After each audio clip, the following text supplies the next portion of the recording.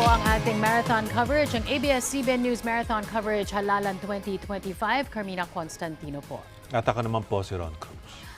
We have 5 hours to go, no? Bago magsara ang give or take, ang mga voting precincts. Meron tayong mga natatanggap na mga iilang aberya.